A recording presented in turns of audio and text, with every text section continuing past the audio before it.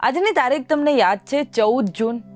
5 વર્ષ પહેલા આ જ દિવસે સુશાંત સિંહ રાજપૂતે આત્મહત્યા કરી હતી તેવા સમાચારો આ જ સમયે કદાચ ફેલાઈ ગયા હતા અને આપણે બધા એ જ વિચારમાં આવી ગયા હતા આવું કેમ થયું હતું. અને આજે પણ એ જ સવાલ ઊભો છે. 5 વર્ષ થયા પણ એ જે વાત હતી તે હજુ પણ સુધી કોઈને ખબર નથી પડી. એ અફવા કહો કે શું કહો પણ એ હજુ સુધી સુલઝી શક્યું નથી કે શું થયું હતું આ કેસમાં. આ કેસ હાલ તો બંધ પણ થઈ ગયો છે પણ સુશાંત સિંહ રાજપૂત બધાના જ દિલમાં જીવે છે.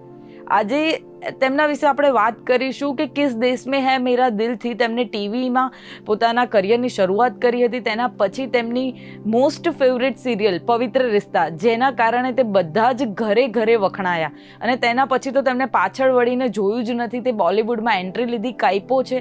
તો આજે 5 વર્ષ જ્યારે પૂરા થયા ત્યારે હું તમારી સાથે એવી 5 ફિલ્મો વિશે વાત કરીશ જે OTTમાં છે અને જે 5 ફિલ્મો તમારે બધાએ જોવી જ જોઈએ. અને જો સુશાંત સિંહ રાજપૂત તમને ના પણ ગમતા હોય ને તો આ 5 ફિલ્મો જોયા પછી તમે 100% એવું કહેશો કે તે તમને ગમે છે અને તમે પણ તેમને યાદ કરશો. સુશાંત સિંહ રાજપૂતે અભિષેક કપૂર દ્વારા દિગ્દર્શિત સ્પોર્ટ્સ ડ્રામા કાયપો છે ફિલ્મ સિનેમા જગતમાં પોતાની કારકિર્દીની શરૂઆત કરી હતી અને આ ફિલ્મને 7.8 IMDb રેટિંગ મળ્યા છે.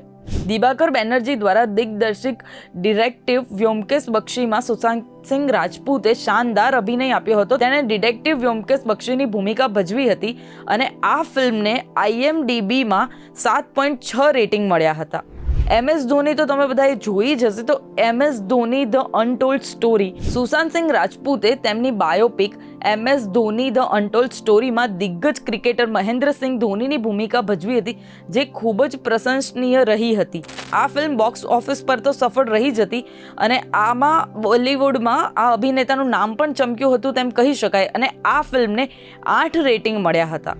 સુશાંત સિંહ રાજપૂતે મનોજ બાજપાઈ, ભૂમિ પેડનેકર, આશુતોષ રાણા અભિનીત ક્રાઇમ થ્રિલર ફિલ્મ સોનચિડિયામાં લખનાનું પાત્ર ભજવીને દર્શકોના દિલ જીતી લીધા હતા. ભલે આ ફિલ્મે બોક્સ ઓફિસ પર કમાલ ન કરી હતી પરંતુ રેટિંગની દ્રષ્ટિએ જોઈએ તો 7.9 રેટિંગ મળ્યા હતા.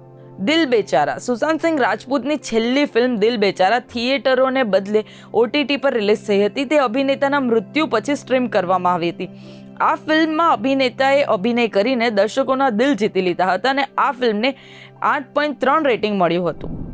આ 5 ફિલ્મો તો તમે જોઈ જ છે પણ એના સિવાયની PK, છીછોર અને કેદારનાથ પણ મૂવી જોવા જેવી છે તો તમારે અચૂક જોવી જોઈએ.